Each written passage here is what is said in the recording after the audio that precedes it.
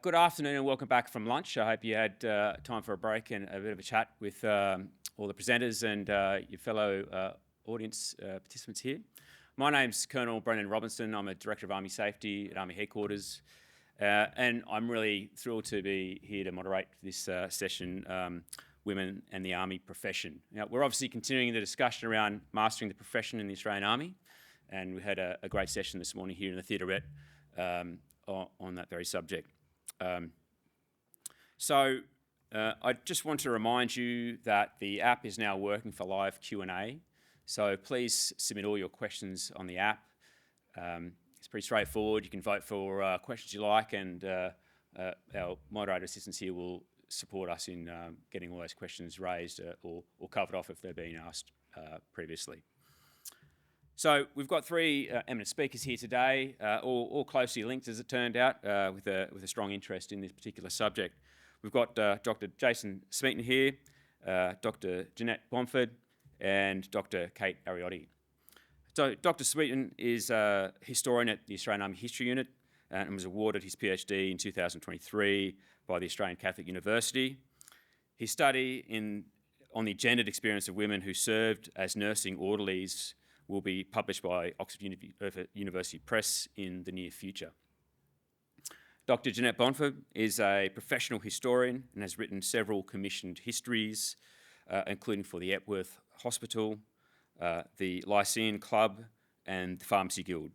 She earned her PhD at Deakin University, and her work will be published under the title Fractured Lessons, Australian Prisoners of War and Their Families. She has also published Soldiers of the Queen in 2001, which is a history of the Women's Royal Australian Army Corps. And our final speaker is Dr. Kate Ariotti.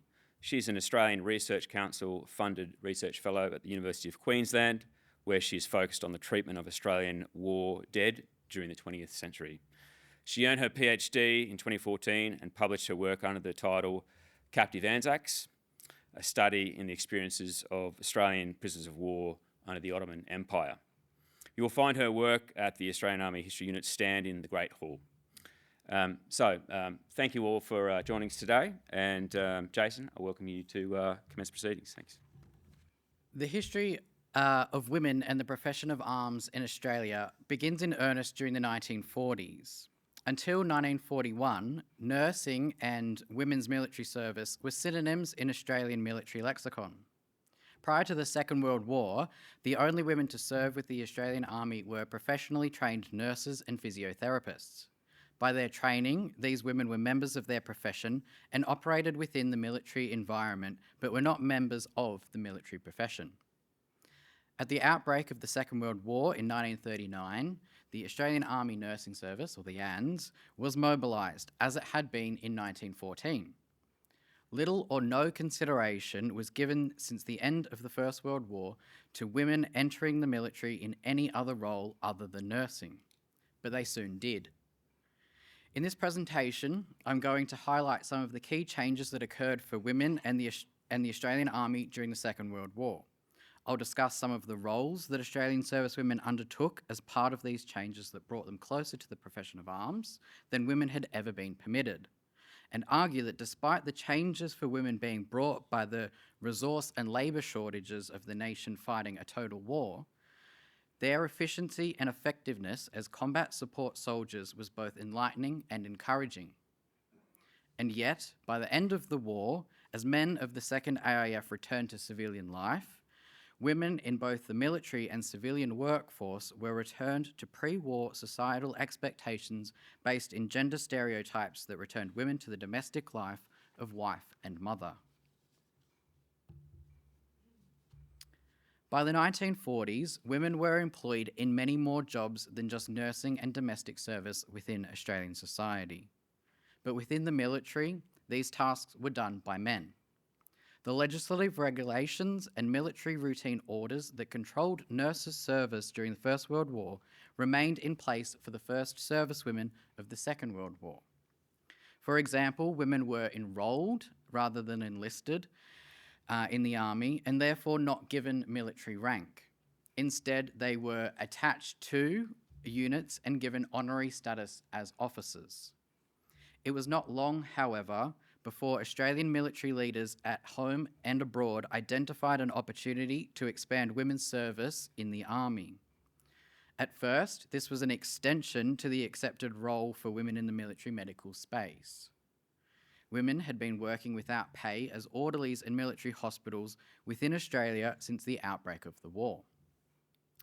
The Army Director General of Medical Services, Major General Rupert Downes, recognised their efforts and encouraged the Minister for the Army, Percy Spender, to consider enrolling women in paid full-time service.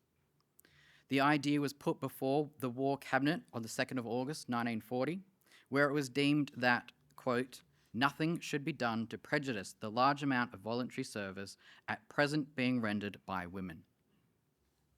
However, by December, the government's position had shifted, and the War Cabinet gave approval for women already volunteering in military hospitals as voluntary aid detachments, or VADs, to be enrolled in the army and paid for their service.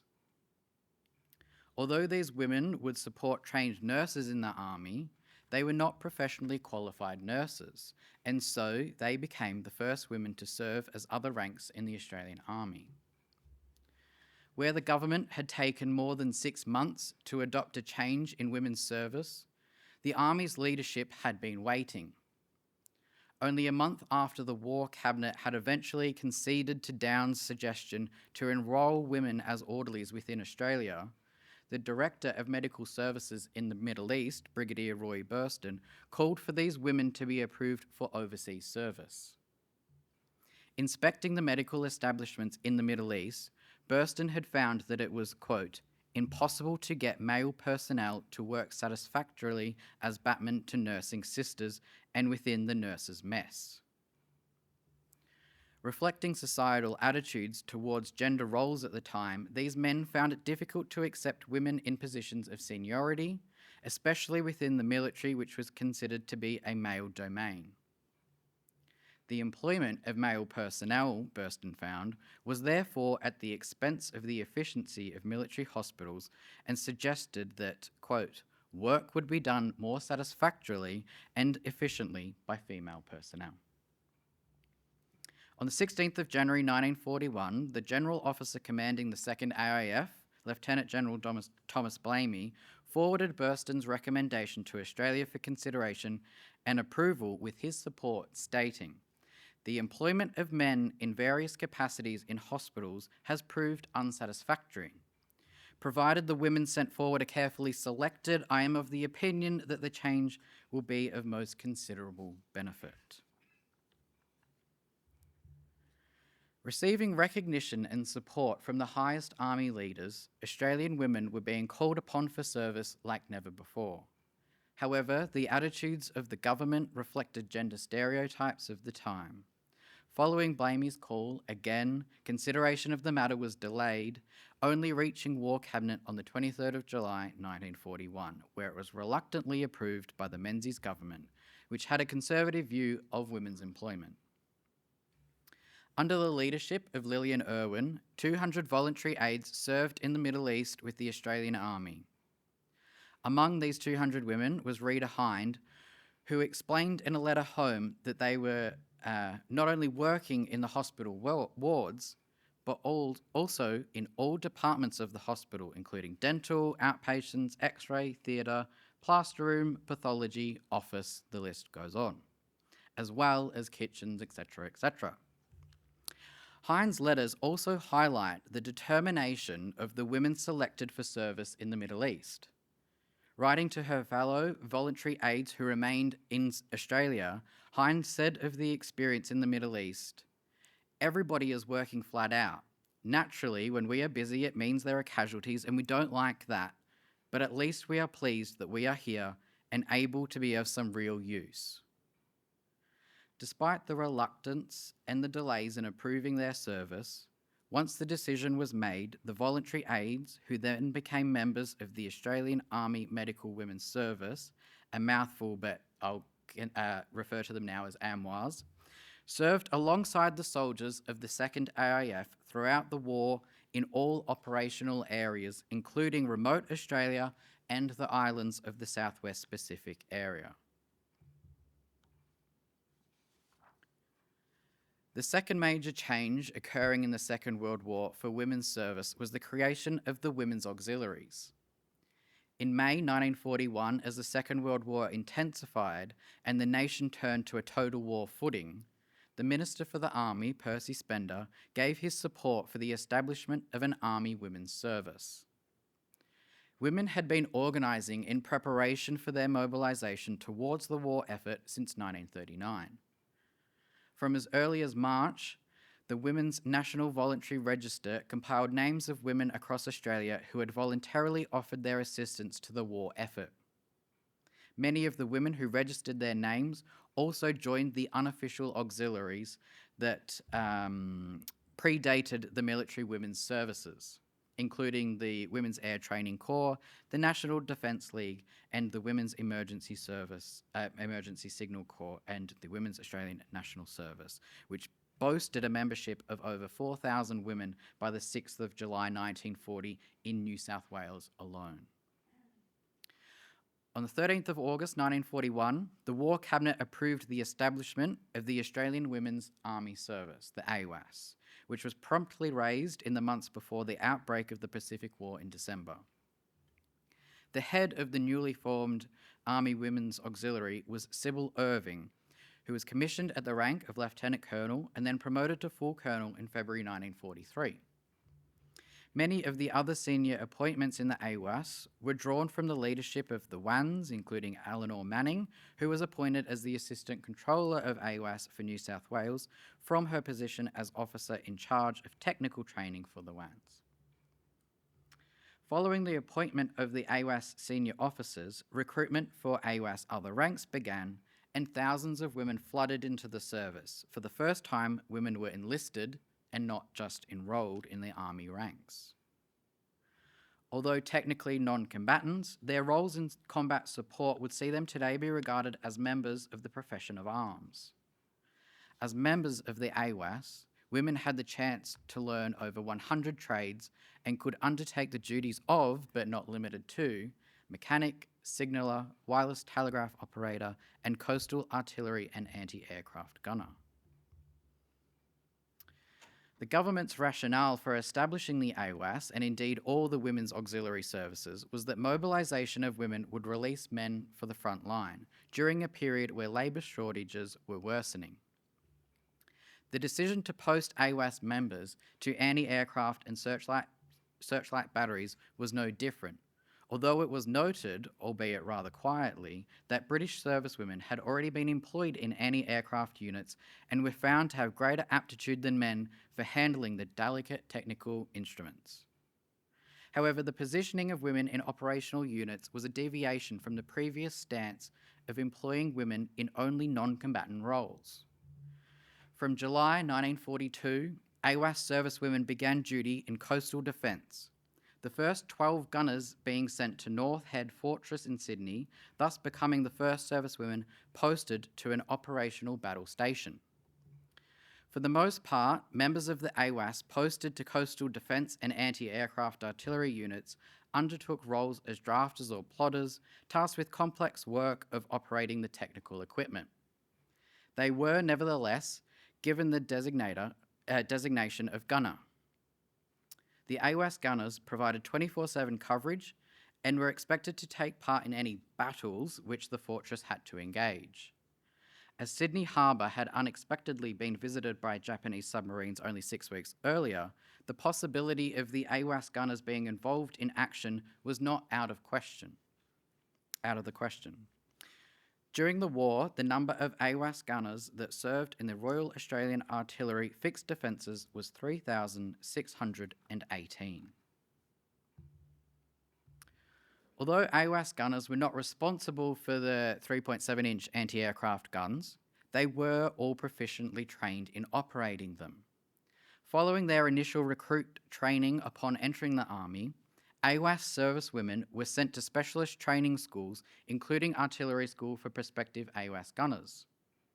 Here, servicewomen receiving training in operating the 3.7-inch anti-aircraft guns, which continued with routine practice once with their unit, whereby AWAS gunners shot drogues or simulated targets attached to aircraft. AWAS specialist training for artillery also included small arms weapon training, which did include live fire training at a rifle range. This was in accordance with General Routine Order 699 of December 1942 that stipulated that AWAS personnel could be weapons trained if their unit allocation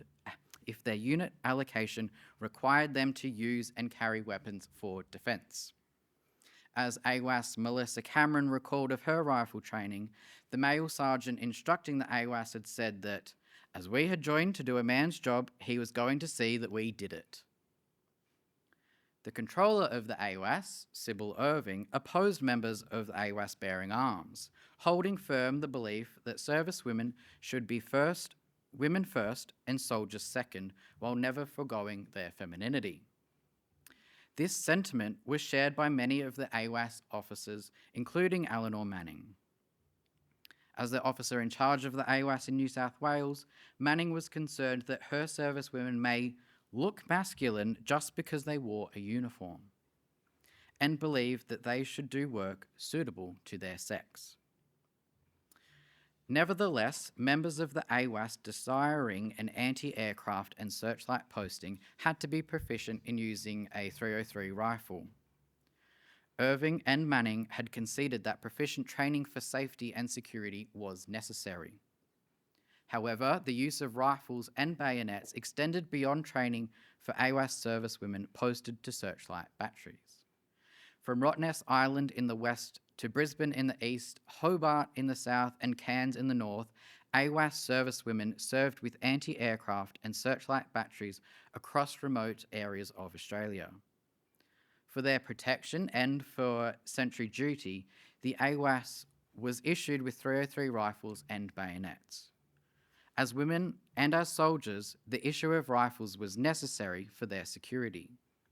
For example, the 52nd Searchlight Battery stationed in Townsville was almost entirely comprised of AWAS servicewomen, with only one male officer posted to it. Had a ban on women bearing arms in the Army been upheld, we may only imagine the consequences. The arming of servicewomen with .303 rifles was not, however, without the scepticism of some male officers. In March 1945, after 2.5 years of the AWAS being drilled in rifle and bayonet use by male soldiers, the Director of Army Organisation, Colonel Alex Shepherd, concluded that servicewomen were ill-equipped for using their rifles in a standing position. From my observation, he wrote, of the extent of their rifle training and based on some years' experience as an infantry officer, Shepherd stated, I think they, servicewomen, would be most wise never to attempt to do so. The solution offered in light of the Army's lack of supply of pistols was to issue truncheons to all AWAS servicewomen posted to searchlight batteries. With so many more women in the Army than ever before, there was an increasing need for policies and regulations to address matters affecting the women's services, which now included the nursing service, the AWAS, and the AMWAS. By February 1943, this represented around 18,000 servicewomen in the Army. To respond to this rapidly growing need, the Adjutant General's branch at Land Headquarters was reorganised and a position was created for an Assistant Adjutant General for Women's Services. The first appointment to this position, made on the 10th of February 1943, was Lieutenant Colonel Kathleen Best. Having been the youngest Army matron and gallantly leading her nurses during the evacuation of Greece, Best had also most recently been the controller of the AMWAS. With responsibility for and oversight of the organisation and administration of the women's services, Best informed and drafted policies and regulation for servicewomen and, for the first time, gave women a voice in the Adjutant's branch. Not only did Best gain a seat at the table, but the Assistant Adjutant General of Women's Services could also now directly respond to issues concerning women in the Army. One such issue that had not previously been dealt with by the Army was pregnancy. The number of pregnancies amongst Australian Army nurses in the First World War was small enough that they could be dealt with on an ad hoc basis. However, the scale of the Army Women's Services in the Second World War was such that individual responses were no longer feasible, and policies were needed to both inform the women in question and provide a guide to their commanding officers. The matter began as an internal one for the Army when the Commander-in-Chief, General Thomas Blamey, advised the Adjutant General Victor Stantke in mid-1942 to develop a proposal that would support pregnant servicewomen and avoid their discharge. This remained a topical issue, with multiple proposals being drafted, several cabinet submissions being lodged, and it was even the subject of several interdepartmental conferences. Eventually, a defence instruction was issued, but owing to the end of the war, it remained in effect for less time than it was debated. What was striking, however, was that the Assistant Adjutant General of Women's Services put the role of mother ahead of soldier, and in doing so, deviated from the original direction given by Blamey. Although Blamey wanted to ensure that experienced servicewomen were not lost to the war effort on account of pregnancy, the eventual instruction was that any servicewoman who became pregnant would be discharged from the Army. While this policy vexed Blamey, he supported Best and her leadership offered to servicewomen. It is not known whether communication ever reached Best as to Blamey's disappointment. Difficulties in the administration of the women's services were not uncommon during the Second World War either. There was a significant chasm between the senior Army leaders' recognition of servicewomen's capabilities and the readiness of unit commanders to accept their service. For example, acknowledging that women had shown that their labour efforts were equal to their male counterparts, Minister Ford announced that the ratio for replacement was 1 man by 1 woman. The policy for replacing male personnel by women of the AMWAs in military medical establishments also included that women who replace men in duties which carry warrant or non-commissioned ranks will be promoted to these ranks. However, the changeover proved to be logistically challenging in some cases, some most. For example, it was stated that there was insufficient provisions to accommodate women at the majority of military general and camp hospitals in Victoria, where AMWA's servicewomen were to replace male personnel. New female quarters had to be built at the 115th Australian General Hospital in Heidelberg, where arrangements were being made to accommodate the additional 79 women. Of the 19 camp hospitals where AMWAs were to take over from men, only Geelong acted swiftly to take on a strength of a further 11 women. Appropriate accommodation for AMWA servicewomen was not available at 16 of the 19 camp hospitals, while 2 did not deem the replacement desirable. As of 30th of June 1943, only 85 AMWA servicewomen were working at military camp hospitals in Victoria, although the authorised target was for 309. With just over 1/4 of the target for mobilising the AMWAs in Victoria being achieved, women were allowed but not enabled to serve. The changes brought by the Second World War affected many Australian women. However, they also brought significant cultural change to the Australian Army and challenged many preconceived notions about gender roles and attitudes regarding the military as a man's domain. The regulations and policy positions, and indeed the formation of the women's services more generally, were fundamentally driven by the wartime needs of a nation facing a widespread security threat. The changes for women in military and other industries was driven by the severe labour shortages experienced by Australia. It was generally understood by Australian women that their place in the military would only be for the duration of the war. This is the condition that they enlisted under, for the duration of the war. However, the acceptance and encouragement for military leaders to recognise the capability, dedication, and duty of women to military service during the war demonstrated a much greater level of support for servicewomen than had ever before been experienced. But although the Army had stated during the war that it had been proved conclusively that women can, with courage, intelligence, and endurance, take over much of the work done by men, Once the war had concluded, much of this recognition disappeared.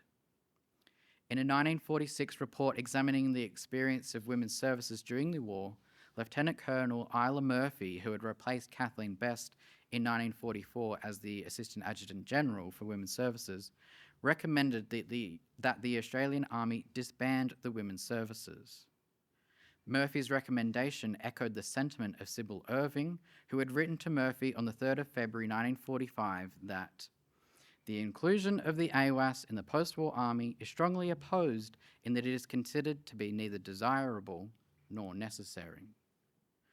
Giving various reasons for her point of view, at the core of Irving's opposition to including women in a post-war army was that women should adopt feminine norms as wives and mothers in a civilian society, leaving war and the military to the purview of men. The AWAS was then disbanded in June 1947, while the AMWAS was reduced to a small nucleus of nursing orderlies supporting the even smaller cohort of ANZ officers in Japan as part of the British Commonwealth Occupation Force. Thanks. Thanks very much, Jason. I think we all learnt quite a bit there. I think history remains a guide for our future, and clearly with our shortened warning time for conflict, as stated under the NDS, the ADF needs to do everything it can to remain an attractive organisation, but an organisation that we need to draw on the rest of all the Australian community to scale, increase in size when we need to. Yet it is interesting that sometimes society, our own people, government offer some resistance to that, and I wonder whether that is still an issue. It's interesting that in the mining industry, our strategic partner BHP, they've really taken up the mantle of getting gender parity in their workforce, which they achieved, I think, last year. And also interesting to see that they tend to prioritise female truck drivers because they take more care for their equipment, which I think echoes that sentiment you said about their women's greater aptitude than men for handling delicate, sensitive equipment. So we now get to pick up from where Jason left off, and we've got Dr. Jeanette Bomford here to talk to a separate Women's Corps, the first 25 years of the Women's Royal Australian Army Corps. And just a reminder, you've got the app there hopefully open. Use the live Q&A button to submit your questions. Thanks. During the Second World War, the women's services were raised to release men for active service, but this was a temporary response to the wartime crisis. The women's services were disbanded in 1947. There was no place for women in the army in the post-war world. Women were encouraged to return to the home, married life and childbearing. However, just 4 years later, in 1951, the Army, Navy and Air Force all re-established their Women's Corps. Why was there such a rapid reversal of policy? Almost as soon as the women left, the armed services realised they could not recruit sufficient men to replace them. This was especially true in areas where women had excelled during the war, particularly signals. Then, when Communist forces invaded Korea in June 1950, Australia had no ready reaction force available. When 3 RAR was committed to Korea in September 1950, special recruiting campaigns were initiated and national service training was introduced. An extra 2,000 Army personnel were needed just to train the conscripts. To meet these needs, Cabinet considered the reintroduction of the women's services. A proposal was prepared for the military board. It was feared that a future war may well be total global war with atomic or nuclear bombs and could entail a full-scale invasion of Australia. If this occurred, women would be essential for Australia's defence, and a nucleus of service women should be available for immediate expansion if required. Female officers would be trained in the organisation and administration of women, while female other ranks would be proficient in skills likely to be required in war. As part of war preparedness, male personnel would be given training and experience for what was described as the major problem of having women in the army. The proposal stated that women did some tasks better than men, notably working as signal operators with teletypewriters and on switchboards. The women were seen as auxiliaries doing ladylike work that men considered was not real soldiering, and to release men for real military work. Civilians could fill some of these positions, and there was a policy of civilian employment where practicable, but some positions required uniformed personnel for security reasons. Finally, other countries had retained their women's services, notably the United Kingdom, New Zealand and the United States. The Australian government accepted the Military Board's recommendation and approved the reformation of the 3 women's services on the 13th of July 1950. The new Army service would have the status of a corps, its own identity, and be administered by a director at Army headquarters, responsible to the Adjutant General.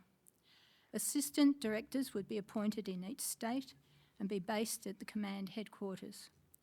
A corps based on gender rather than employment reflected the wartime precedent, quote, which resulted in a very well-disciplined, efficient and contented corps. It was also the practice in most Western countries at the time. A women's corps was thought to be the best and only way to organise, protect and discipline women, but it perpetuated the concept of women as auxiliaries who could make a unique contribution as women rather than as equal members of the services. The female leaders had greater autonomy within the corps than they would have had otherwise, but it also made it easier for the mainstream army to sideline the women. The new Army Corps had various names before Women's Australian Army Corps was announced in April 1951. 2 months later, King George VI granted the addition of Royal in recognition of the wartime contribution of the women's services. The acronym RAC was decided upon. Approval was given on 1st of December 1950 to enlist 236 members and 15 administrators into the Army. Once more, Australian women would release male soldiers for the field force. Kathleen Best was appointed the founding director. Jason has spoken about her courageous leadership during her war service. After returning to Australia in mid-42, she served as the controller of the VAD and then the Australian Army Medical Women's Service. She then coordinated the policy of the 3 women's services before working as a civilian to plan the demobilisation and re-establishment of service women. She was well qualified to lead the new corps. There's a picture of her. Bess was appointed with the rank of Lieutenant Colonel, the rank she had achieved during the Second World War, and was promoted to the rank of Honorary Colonel in 1952. Sybil Irving, the controller of the AWAS during the war, was appointed the RAC's Honorary Colonel. These 2 women were instrumental in creating the ethos of the RAC. They shared a strong Christian faith, loyalty to the sovereign and their country, and a fierce commitment to duty. This was reflected in the RAC badge, which Best designed to represent an Australian Women's Corps with allegiance to the sovereign. Soon after Queen Elizabeth II ascended the throne, Soldiers of the Queen was approved for the RAC March. Princess Margaret was appointed Colonel-in-Chief to the delight of the leaders and the Corps in general. Many women at the time admired her beauty and glamour, despite her somewhat risque reputation. Bess recruited like-minded women, sending personal invitations to women who had served during the war. They formed the nucleus of officers. Unmarried women were preferred, but widows without dependent children could enlist. Women had to be aged between 18 and 30, or 35 for those with previous service. Married women were not accepted. The female leaders of the women's services believed that the place of women during peacetime is in the home. The positions had to be suitable for women, such as signals, clerical, stores and catering. In the Army, the intention was to list women for signals units. Beyond that, women would be accepted but not encouraged. Enlistment was limited to the particular vacancies existing, and the ability of individual women to fill these without further training. By October 1951, the original target of 251 women had been achieved. Of these, almost half were posted to signals as operators and drivers. Recruiting men suitable for certain trades and duties continued to be difficult, and approval was given to increase the number of women to 1,000 and to extend the range of employment women could undertake. In addition to driving, cooking and clerical tasks, employment as interpreters, cipher operators, psychological coders, instrument mechanics and radiographers was introduced.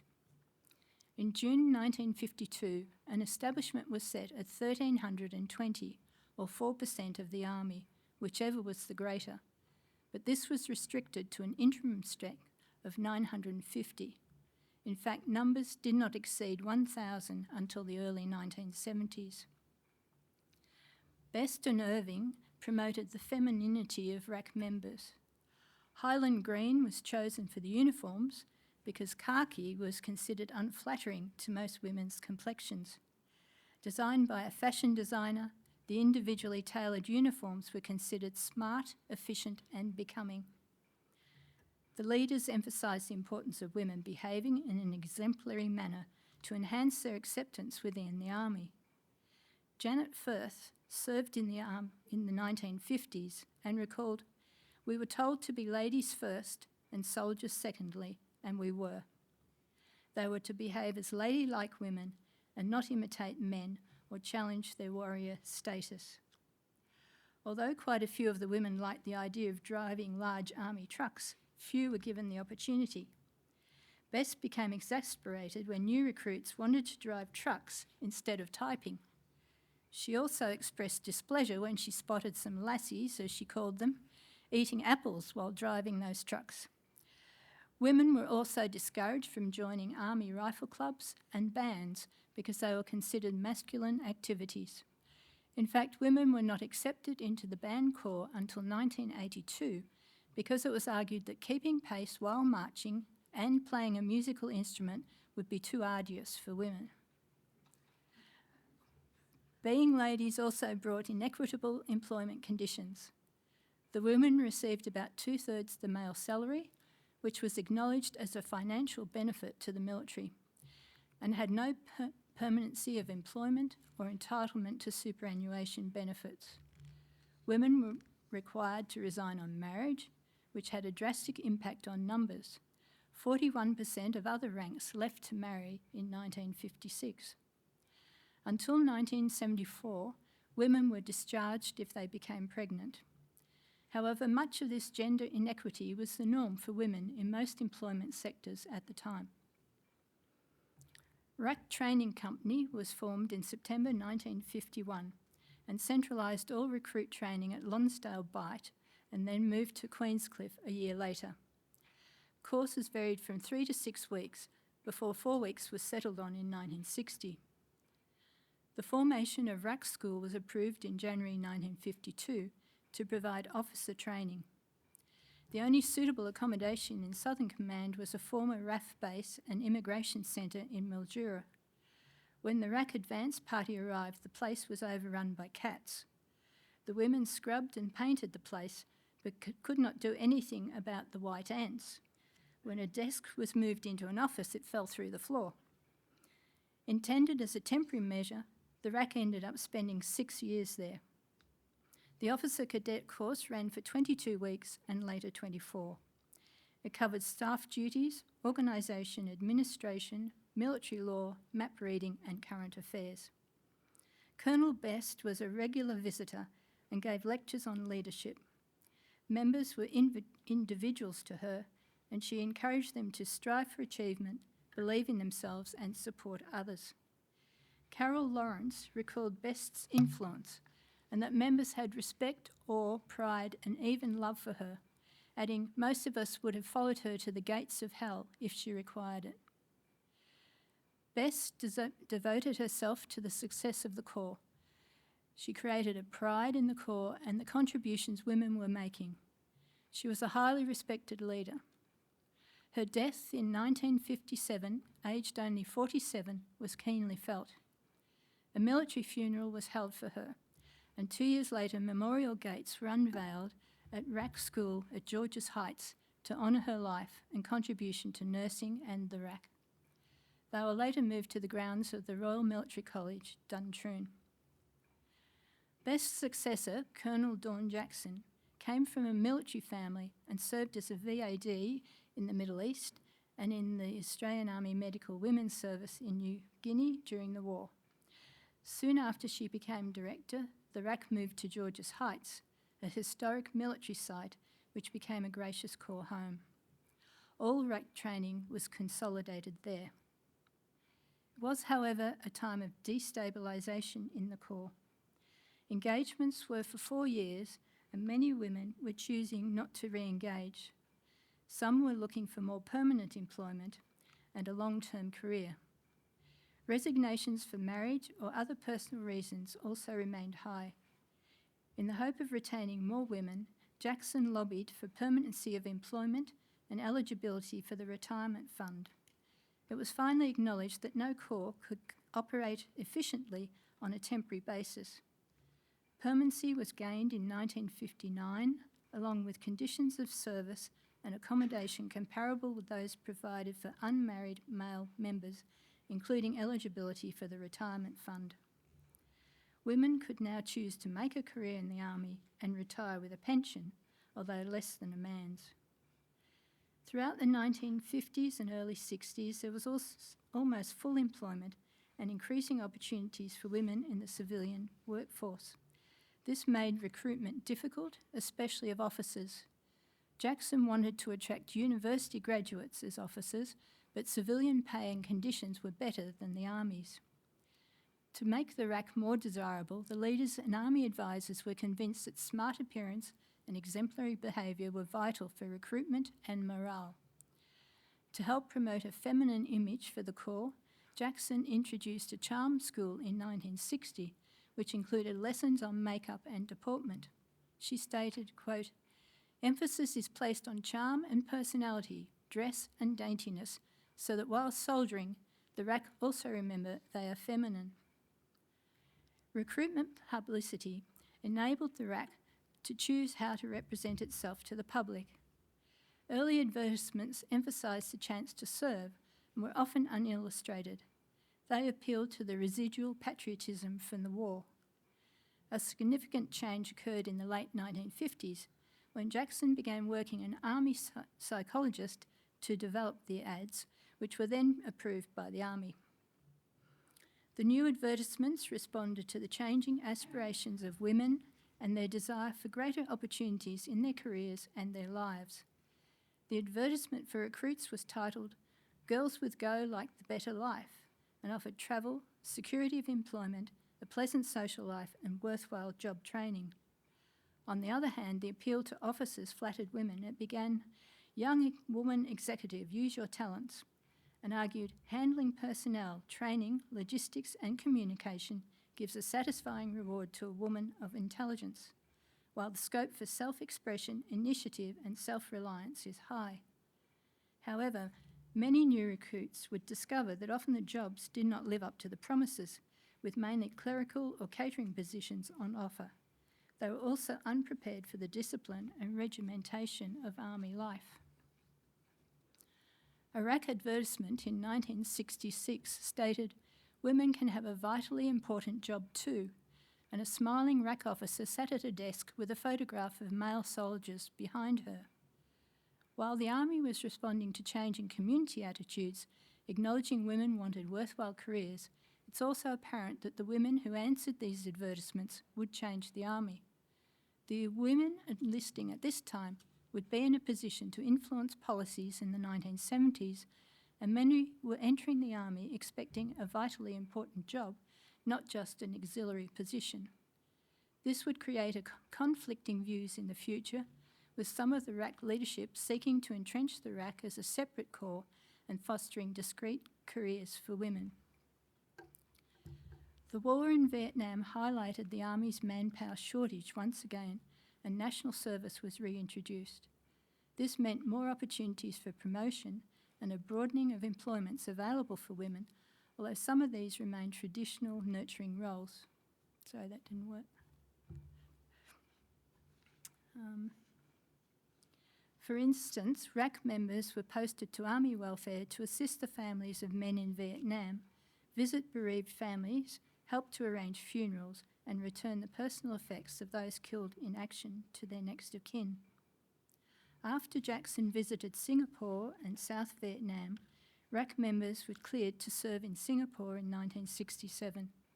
This established that women were no longer auxiliaries to be left at home, but were specialists in some tasks vital for overseas service, including radar control and teleprinter operating. However, Jackson's recommendation that RAC members also be posted to South Vietnam was rejected at cabinet level.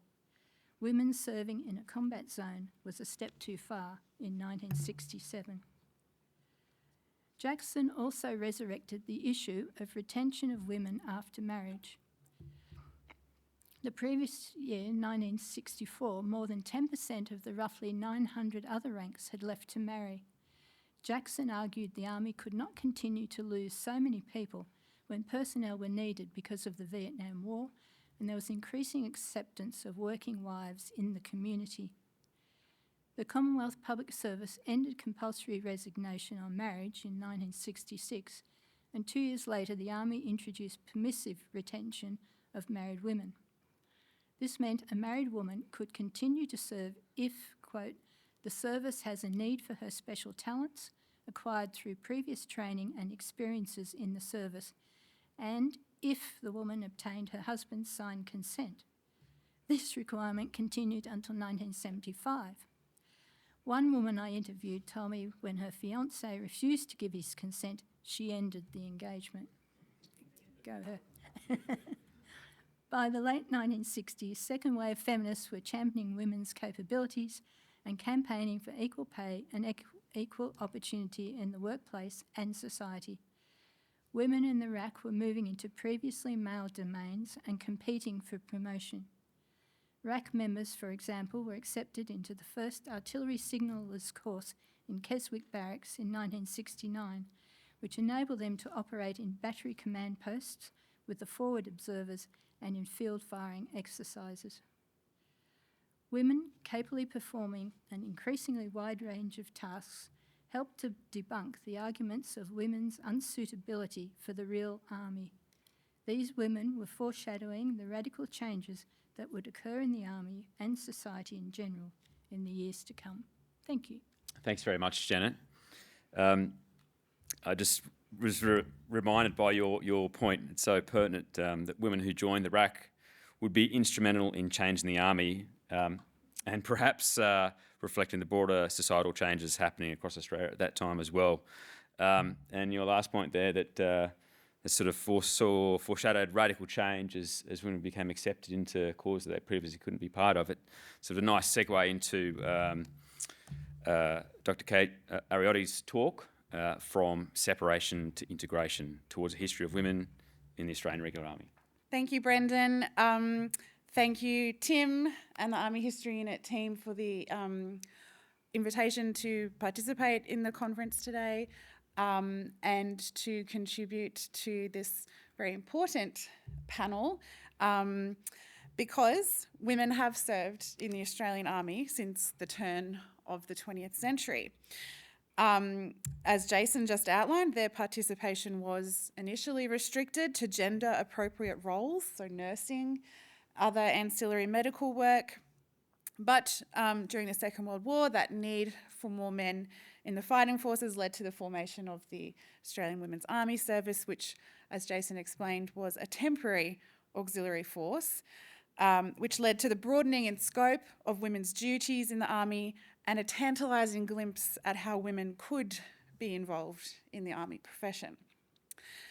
But when the threat of that war abated and the auxiliary services were disbanded, from the early 1950s, women wanting to join the Army were enlisted into the Women's Royal Australian Army Corps, the RAC, which, as Jeanette has just detailed, was a gender-specific corps that was organisationally managed separately from the regular Army. Within the RAC, women were expected to cultivate their femininity, as Jeanette explained.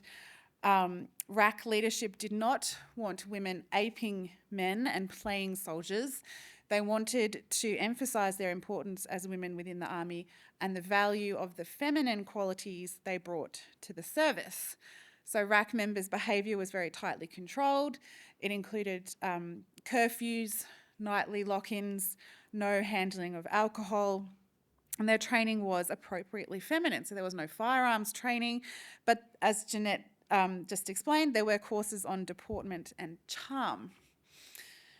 So women's career paths in the RAC reinforced traditional gender stereotypes of the 1950s and into the 1960s.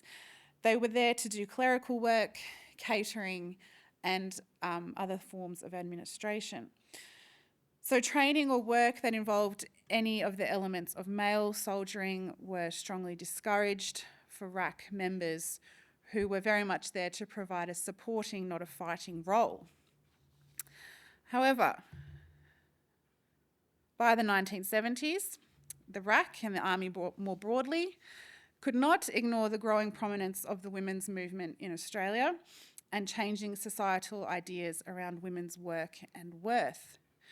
So what I want to do in my presentation today is kind of pick up where Jeanette left off and discuss some of the key moments from the 1970s onwards that led to the incremental shift towards full integration of women into the army.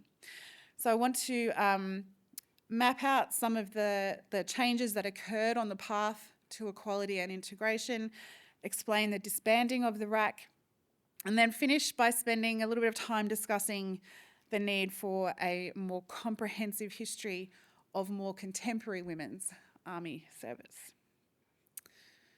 Okay. So, the equal opportunity environment of the 1970s heralded great change for women in Australia. Influenced by the women's liberation movement in the United States in particular, and the work of American women in striving to bring issues of sexism and discrimination into mainstream political discourse, second wave feminists in Australia from the 1960s had campaigned hard to push for women's autonomy in all spheres of life and to foster social and cultural change around, among other things, women's employment, education, safety, sexuality and reproductive rights. The Women's Electoral Lobby, which was formed in 1972, put women's issues firmly on the political agenda in Australia. And the election of the progressive Whitlam Labor government in late 1972 saw the introduction or the adaptation of significant policies on issues including equal pay, access to the contraceptive pill, funding of childcare centres and women's refuges, benefits to single mothers and paid maternity leave for public servants. And in 1973, in what was then a world first, 30-year-old ANU philosophy tutor Elizabeth Reid was appointed to the Prime Minister's staff specifically to advise on women's affairs, so policies and issues directly related to women, and that had never happened before in the world. So this push for reform also affected the Australian Defence Force. During International Women's Year in 1975, which had been designated by the United Nations General Assembly, the Whitlam government commissioned studies into the future of the employment of women in the ADF. The subsequent Working Party on the Employment of Women in the Australian Army concluded that it was possible to achieve equality of employment between women and men in the Army without disturbing the long-standing premise that it was unacceptable to have women perform combat duties. This actually resulted in some women having to be removed from the units within which they had been serving. However, the report did make several significant recommendations with respect to women's service, including aligning periods of appointment and retirement age between men and women, and removing that 4% ceiling that Jeanette outlined for women in the Army, which had, of course, limited the number of women who could enlist. It also suggested that Army open up small arms training to women for interest so that they could become proficient with a weapon and be trained in their own protection and that of their unit. Several other moves towards equality in the Army occurred in the early to mid-1970s, including eligibility for married women to enlist, as Jeanette explained, removal of the provision that a serving member needed the written consent of her husband to continue service after marriage, and subsidised service housing for married women members. But pay remained a fractious issue, especially for women officers. After a 1970 review, women recruits and privates were granted equal pay from the start of 1972 based on the concept of equal pay for equal work value. But officers remained at the 80% rate because they were deemed to not be performing the same work or duties as their male counterparts because they couldn't. RAC officers did not have the same training or experience as male officers and were restricted from combat positions. They could not, as one report stated, be considered part of the profession of arms and were, quote, best classified as sub-professional because they did not study or practice strategy, tactics or logistics, and they did not practice any other profession while employed in the Army. But in 1977, in that atmosphere of heightened attention to issues of inequality with respect to women, the Coldham Committee investigated pay for service women and determined, despite opposition from Army leadership, including some elements of the RAC leadership, that all service women should receive the same rates of pay as all service men. After all, there were plenty of male Army officers in corps like education or legal or in general staff officer roles who did not serve or lead in combat roles. The Coldham Committee report stated that the restrictions placed on women officers did not warrant a pay difference in peacetime, and in 1978 RAC officers and indeed all women in the Defence Force were granted equal pay. While these debates and investigations into equal pay had been ongoing, other moves towards equality and integration had also been afoot. There were clearly shifts in the expectations of and on women and their military effectiveness occurring in other armies of the Western world. Women officers in the US Army in the 1970s, for example, were theoretically integrated and they were required to bear arms, while women officers in the Canadian Army, despite being excluded from combat classifications, were able to attend staff colleges and were trained in the use of arms. So women in the Australian Army needed to be given more opportunities to earn their equal pay and realise their potential. So, by the mid-1970s, 3/4 of female officers were posted to non-RAC units, though because of their gender, they remained members of the RAC, while working in signals, as you can see on the slide, survey, intelligence, ordnance, education, legal, catering and other corps.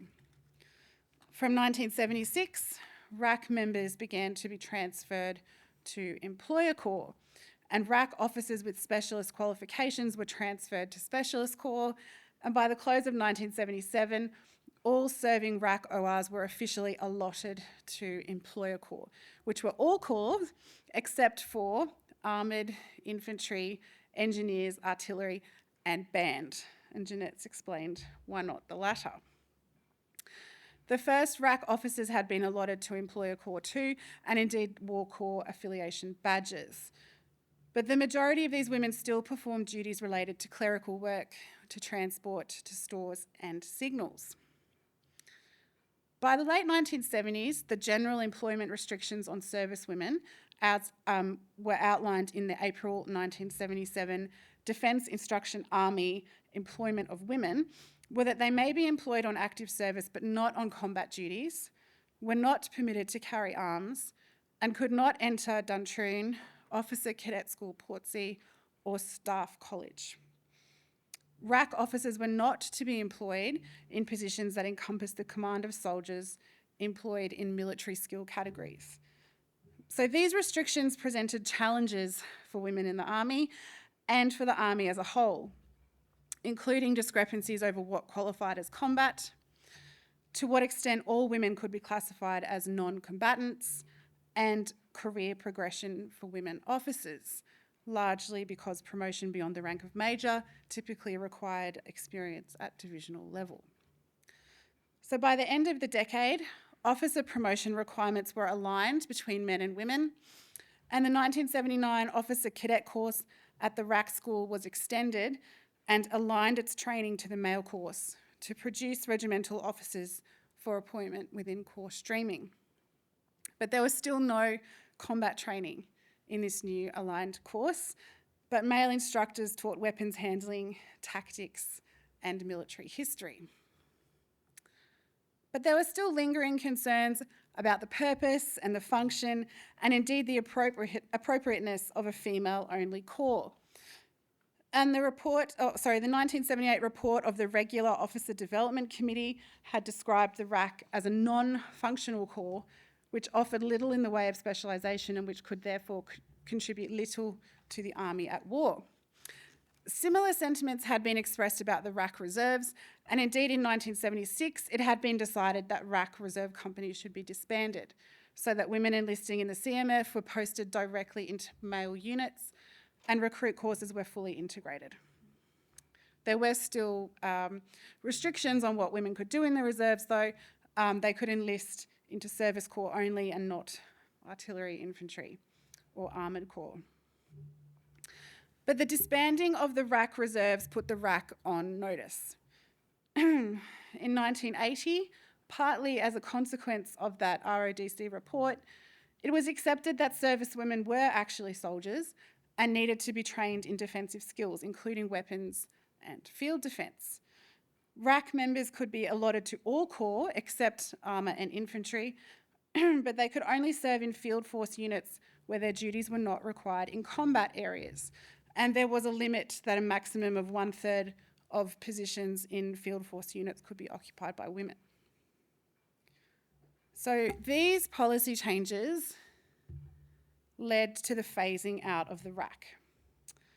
The position of RAC director was abolished, and in March 1980, the decision was made to formally disband the corps. However, legislation requirements meant that it wasn't until early 1983 that it was made official that all current members would be transferred to employer corps and any future female enlistees would be directly allocated to a corps. A small number of RAC officers chose not to nominate a corps. They continued to serve in the administrative stream, and it was widely believed that through natural attrition, the RAC would become a corps without personnel, though in the end it actually wasn't until the year 2000 that all RAC officers had formally left the service. So this was probably the major step towards full integration of women into the army. And it was reflected in integrated training and the permitting of women to join historically male-only training courses and schools. Women began training at the Army Apprentices School in 1984, and in 1985, recruit and officer training was integrated, with recruit training taking place at Kapooka and officer training at OCS Portsea. At OCS, women completed the same course as men. At Kapooka, women were put into platoons separate from the men. From 1986, officer training was transferred to ADFA, with final year training at RMC Duntroon. Women were first accepted at RMC in 1986, and within only 2 years, they were winning top positions. So just as a bit of an aside, this move to integrated training was actually quite slow compared to the other services. The RAAF had integrated officer training from the late 1950s and integrated recruit training in 1981, and Navy had some integrated training from 1978. And at West Point, which is the US's oldest military academy, they had introduced integrated training from 1976, while the New Zealand Army had opened an integrated officer cadet school in 1977. So the Army was a little bit slow on the uptake there. Anyway, despite integrated training and study, women in the army continue to remain restricted from combat and combat-related roles. And this restriction was ironically enshrined in the Sex Discrimination Act of 1984. This landmark national act made it illegal to discriminate against anyone on the basis of their sex, sexual orientation, marital status, family responsibilities, or pregnancy, or the possibility of pregnancy, or even breastfeeding status. The SDA applied across employment, education, and other sectors, but the UN Convention on which it was based had been ratified by Australia with the caveat that it did not apply to full employment of women in the Defence Forces, largely in response to continued institutional and broader cultural reluctance to see women serve in combat positions or roles. So the SDA actually reduced the number of postings available to women in the army. After it was implemented, women could only fill about 20% of army positions. But the government and the ADF did commit to opening up more non-traditional positions for women on merit, so in competition with men. And in 1990, in response to calls for overall combat preparedness and to ensure women members' positive career progression, Defence permitted women to take on some combat-related roles. While there was pushback on this decision from, for example, the RSL, it meant that women became eligible for some 55% of positions in the army, a ratio that was extended further to 83% in 1992, when all restrictions on women serving in combat-related employment were lifted, initially as kind of a trial, and then formally, so amended in the Sex Discrimination Act in 1996.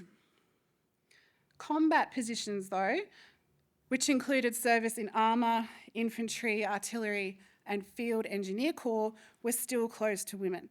But the uniform did change. Servicewomen were given uniforms of the same style and colour as servicemen, with a choice of skirt or trousers. Further debates about women's role in the army and the professional equality of women in the ADF more broadly led to several Defence Force reviews throughout the 1990s and early 2000s that were focused on the issue of women's employment, a time when women soldiers served in Cambodia as part of the United Nations Transition Authority and in East Timor as members of the peacekeeping force. In 2011, the Gillard government, which was of course the first Australian federal government led by a female Prime Minister, removed gender restrictions on combat roles in the ADF, a move that was in keeping with what was happening in other defence forces around the world at the time, including in New Zealand, which had occurred in 2007.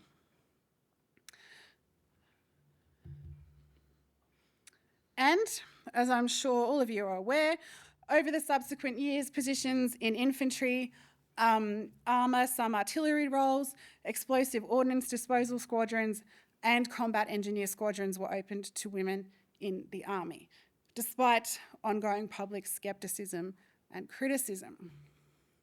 So some 70-odd years after the establishment of the women-only RAC, women are now theoretically fully integrated into the Australian Army. So I've outlined some of the major moments, some of those key policy changes on the path to equality and integration of women in the Army. But what is largely missing from my discussion is how the people affected by these policy changes felt about and experienced it all. So Jeanette did some great preliminary work in this regard for her book on the RAC, Soldiers of the Queen. She sent questionnaires to and she interviewed some 76 former RAC personnel as well as some male officers. And in the responses she received, it was clear that some women relished the opportunities to train and to work alongside their male counterparts. Some reported feeling more accepted and respected, less isolated in terms of opportunities and postings, happier having one boss, so the employer corps, rather than two, so the employer corps and the RAC. And they felt more structure in terms of career progression. But others did not view integration as positively. Some believed that service women had lost their voice, their traditions, their mentoring and their support network. Some found competing for promotion against male personnel who had benefited from years of wider training and experience much more challenging. Others disliked serving only in one corps rather than being able to move between and experience others. And some experienced bullying and sexual harassment or violence from their male peers. So all this suggests very mixed feelings and mixed experiences regarding integration. And given the fact that gender-based issues are clearly still presenting challenges within the ADF, I would suggest it is an element of Army's history that is in desperate need of further research. Most historical work on women in the ADF has focused on nurses in the First World War, the auxiliary services in the Second World War, and to a much lesser extent, women's contribution, again, really nursing, to the wars in Korea and Vietnam. Aside from Jeanette's book, there has been virtually no historical study of the work of women in the Army outside of times of war or conflict, of the integration of women in the Army, or of women's experiences in the Army post-integration. But a history of this period, and this latter period in particular, is really important. Those old adages of history helping us understand the present, which we've heard a few times today already, of helping us avoid repeating mistakes of the past, and of giving people a sense of place, are all applicable here. Capturing through archival and oral history women's experiences, the good and the bad, of enlistment, of training, of career progression, and of entering new areas of the profession of arms, and of family planning or balance in the post-integration Army, could provide important insights into more contemporary women members' career trajectories, into the differences experienced by women between corps, and into understandings of broader institutional and community attitudes towards women in the military. It could help male members better appreciate some of the specific challenges service women have faced and continue to face. And it could also further women members' own sense of the changing nature of women's service in the Army, of their place in the Army, and of Army's place in their lives. A history of women in the Army from the 1980s onwards then could help us better understand and appreciate women as career soldiers. So ensuring the full presence of women in the full story of the Army's past, including its more recent, is thus one way to help inform the future of women's mastering of the Army profession. Thank you very much. Thanks very much, Kate, and to Janet and to Jason. Look, we've now got some opportunities for some questions. As I said, please use the app. I'm only tracking one question so far. And Tom, I've got a sense that I think Dr. Kate answered your question fairly successfully right there, which is about what still needs to be studied. As you said, all these aspects of women's service. So I think that was a pretty comprehensive answer. So while you think about submitting some more questions or even raising your hand when the microphones go around, I just want to say thanks very much to the panel. Evidently, we've made some progress. It has been slow and there's still much to do. I know when I joined the Army in 1997, I entered with a cohort of young men and women, and it has been that way ever since. And so I don't really... It was great to understand what went before and where we are now. But clearly there's some way to go. You know, the Army's female representation is about 16% plus or minus at any given time, and certain employment categories are female dominated, and you know, nursing is the obvious one, has always been that way, and yet combat corps are still very much underrepresented by women. Yet we also have three-star female officers. I think 3 is right.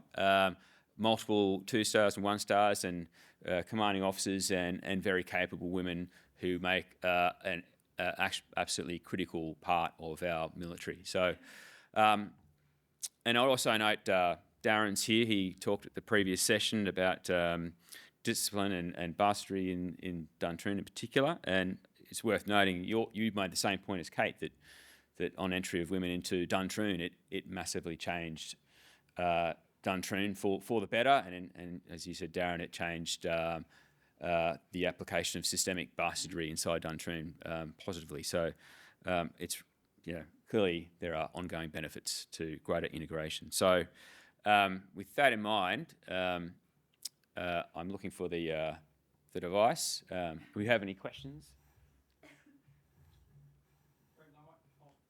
Please stop. Yeah, go ahead. Just while Brendan's catching that to the panel, hey, thank you very much. So my question, and Kate, you did answer some of it, which was where should historians best place their focus? Can I go one level deeper though and ask the question about where does the archival information exist? Where is there as a researcher, is there capacity to achieve what you say from the depth of knowledge or research that exists in terms of records, archive, and evidence? Is that on? Push up. Yeah. Okay. So a slightly kind of illustrative story. When I was putting together the PowerPoint slides for this presentation, I was desperately trying to find pictures of women from the late RAC period and that kind of early 90s period and into the 2000s. There is virtually nothing publicly available, but there is an awful lot in people's individual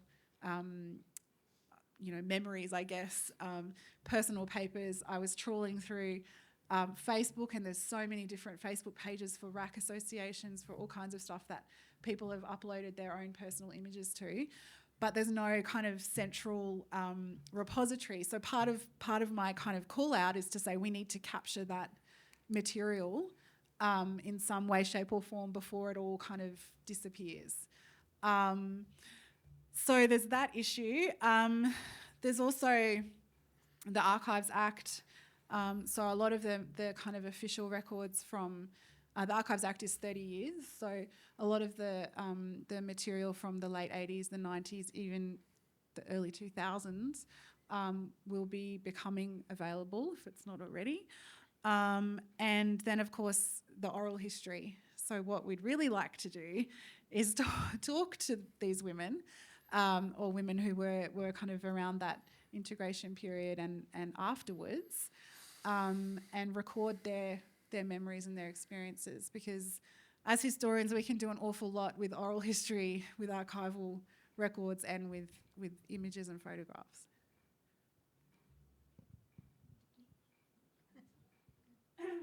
Did you want to add anything to that? No, just holding it. So we've got about 10 minutes until afternoon tea in the Great Hall. So, yeah, please. Oh, yes. Hello, Virginia Morris. I put a question in the thing, but I'll ask it anyway. Great. I'm trying to help you do some history. I'm a regimental sergeant major, so there's not many of us. I think we've got about 30 or 40 that over the period of time. My question to you is, I'm having a lot of difficulty trying to find, and I'm linked in with the RAC ladies trying to find out, but during your research, have you seen that there was a regimental sergeant major of the RAC during that time? There was WO 2s, but we can't see if there was a WO 1 appointed during that time. Not that I know of, but please don't quote me, because this is I did a lot of this research probably 20 years ago. It was not long after the RAC disbanded. They collected a lot of the archival material and photos and things, and that was in the National Archives, but I was given special permission to access it. But I really can't answer your question properly, I'm sorry. Yeah.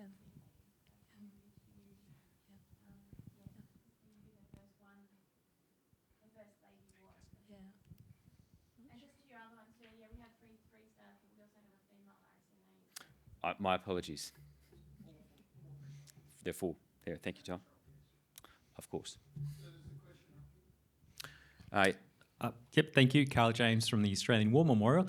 Thanks for a great presentation, great panel. Just to follow on from comments about source material, so as part of the Australian War Memorial's major redevelopment of new galleries for Iraq and Afghanistan, the historians and curators have done a lot of work interviewing modern and contemporary veterans, as well as specifically female personnel and female army personnel. So there will be a lot more interviews going onto the War Memorial's website in the next probably year or two. Plus, when you see these new exhibitions next year, there's a lot more visible presence for female personnel. So there's a lot of source material that will be available very soon. Thanks, Carl. I'll go to the next question online. This is from Belle D. There are 6 army men in theatre. Perhaps the panel is speaking to the wrong audience. What does it say about culture and attitude of army towards integration of and equality with serving women? The panel. Sorry, I didn't get the beginning. There are 6 army men in theatre. Perhaps the panel is speaking to the wrong audience. What does this say about culture and attitude of army towards integration of and equality with serving women? It's got a lot of thumbs up too. I think it's a great rhetorical question. I think the fact that we're able to even have this session and to start to discuss it, hopefully then we can build upon the research, build upon our knowledge, and make it a more integrated story. I think if we start to have the discussion, then hopefully we can include more people in that discussion too.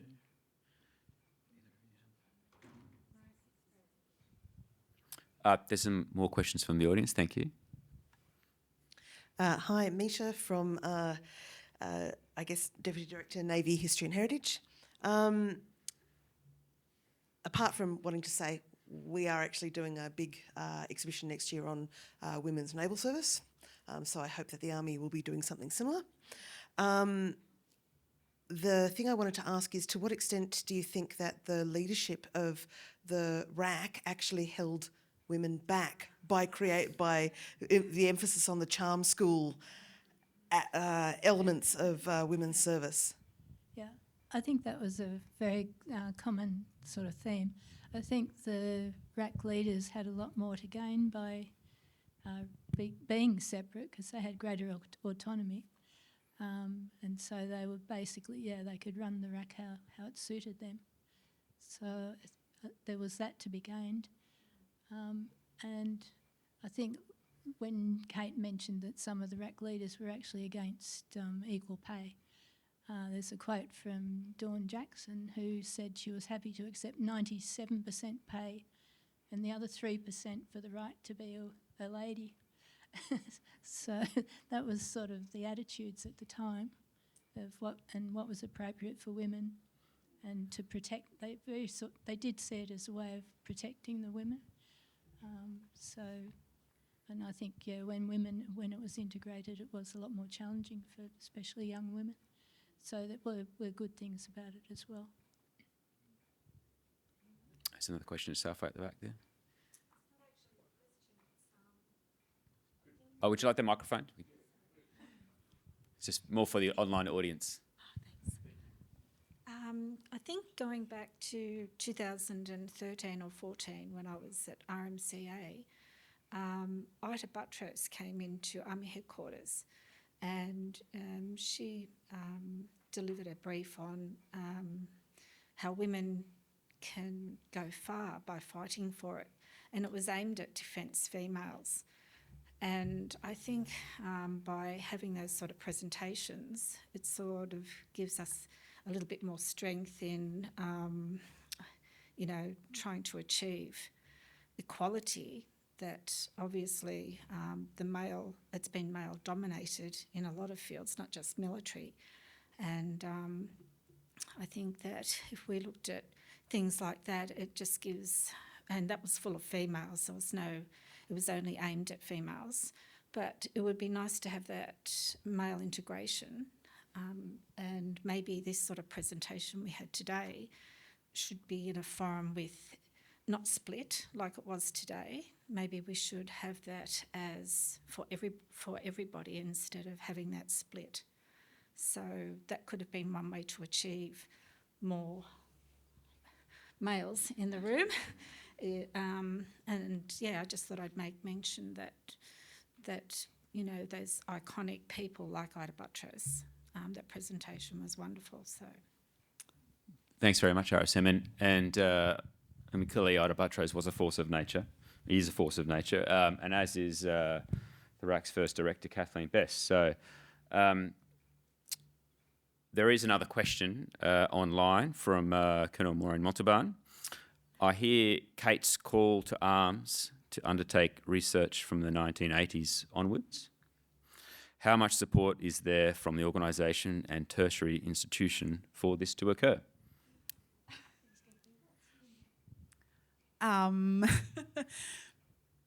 Well, the tertiary sector is really hurting at the moment, as I'm sure a lot of you might or may not be aware. Government funding is incredibly hard to get, but in the not too distant future, we would like to put in some kind of build up a grant application to try and get some funding for a big project like this. If the Chief of Army or anybody near close to the Chief of Army is in the room, we'd love to get some funding to kind of do this project. We have the expertise. We know there is material out there, and thank you, Carl, for drawing my attention to the new material or the new sources at the memorial. But we do need some money. Yeah, to put it bluntly.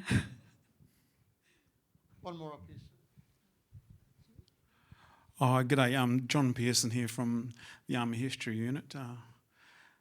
Really appreciated the talk today and the talks. I don't know how diverse the nurses were from World War One in regards to ethnicities.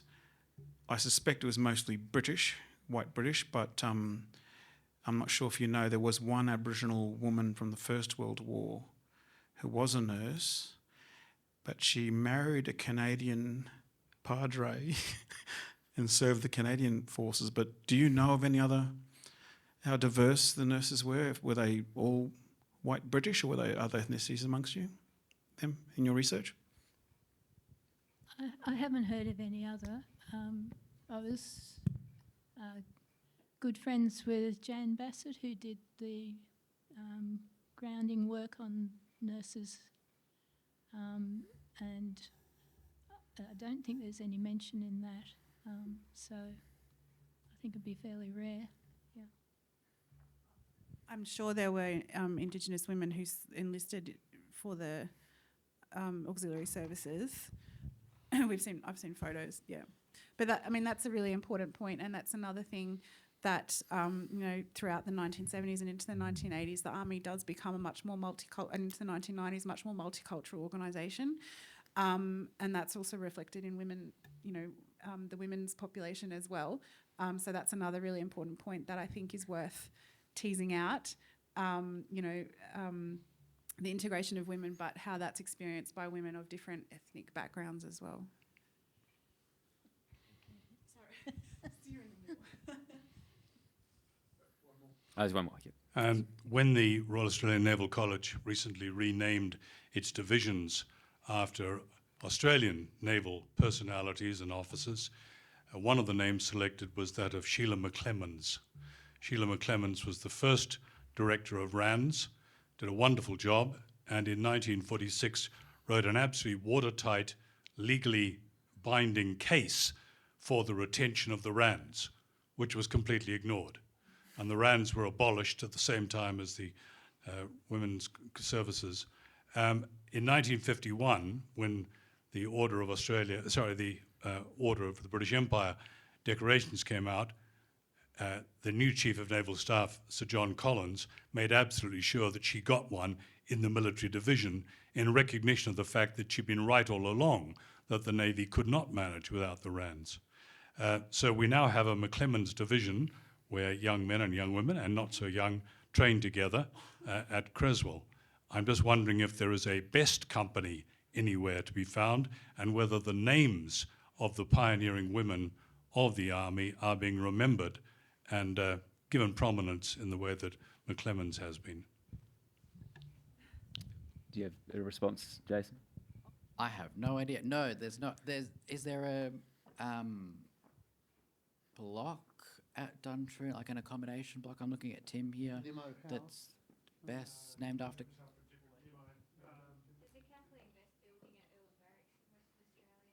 Yeah, right. There we go. Let's Yeah, do it more. sounds like we could do better, and the Navy's offering a pretty good model for that. Look, it's noting the time. Just want to thank our panel today for 3 excellent talks and a really good discussion. Thank you, audience, both here and online, for your questions. It's prompted a lot of thought and maybe a impetus for a bit more change.